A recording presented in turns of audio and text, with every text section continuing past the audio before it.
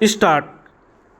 सभापति जी, मंत्री महोदय ने कहा है कि रेलवे विभाग की जो जिम्मेदारी है उसी के बारे में जवाब दे सकते हैं। इस बात से मैं सहमत हूँ। वैसे तो सरकार संयुक्त उत्तरदायित्व के सिद्धांत पर काम करती है।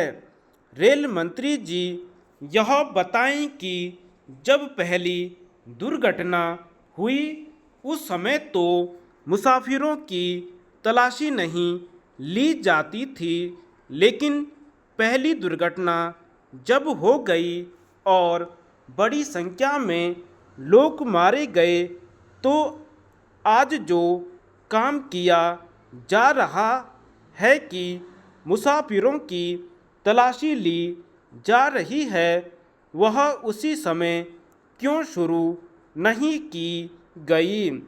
पहली दुर्घटना और दूसरी दुर्घटना में कुछ दिन बाकी थे। उस समय रेल मंत्रालय क्या कर रहा था? क्या उससे केवल यह संभव नहीं था कि पहली दुर्घटना के बाद वह सजग हो जाता और हर एक मुसाफिर की तलाशी लेता जिससे दूसरी दुर्घटना न घटती? श्रीमान राज्यसभा किसी मामले में लोकसभा के मार्ग में बाधक नहीं बनना चाहती। संविधान ने दोनों सदनों की स्थिति स्पष्ट कर दी है और यह सदन उसी मर्यादा के अंतर्गत अपने दायित्व का पालन करना चाहता है। किंतु ऐसा लगता है कि लोकसभा के कुछ माननीय सदस्य राज्यसभा के मामले में दखल देना चाहते हैं। राज्यसभा का हिसाब किताब राज्यसभा के सचिवालय का लेखा जोखा और उसकी देखभाल करने में यह सदन पूरी तरह से समर्थ है।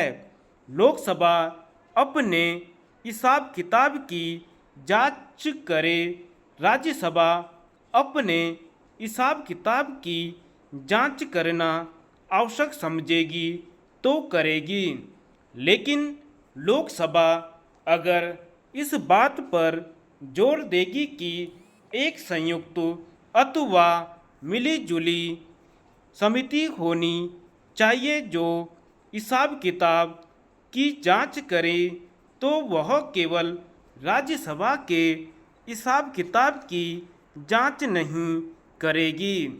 उस मिलीजुली समिति को लोकसभा के हिसाब किताब की जांच करने का अधिकार होना चाहिए। हम इस बात पर कभी तैयार नहीं होंगे कि लोकसभा के सदस्य हमारे हिसाब किताब की जांच करें, लेकिन अपने हिसाब किताब की जांच में हमको शामिल न करें। सभापति महोदय, मैं चाहूँगा कि सदन के नेता इस मामले में अपनी स्थिति स्पष्ट करें।